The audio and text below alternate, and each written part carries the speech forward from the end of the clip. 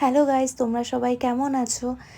আর তোমরা হয়তো ভাবছো এতদিন পরে ভিডিও আপলোড করছি, এতদিন কোথায় ছিলাম। এতদিন আমি বাড়িতেই ছিলাম, কিন্তু আমাদের উপর দিয়ে অনেক ঝড়ঝাপটা গিয়েছে। তোমাদেরকে আস্তে আস্তে সবই খুলে বলবো। এটা অনেক আগের ভিডিও, লক্ষ্মী পুজোর পরপর ভিডিও।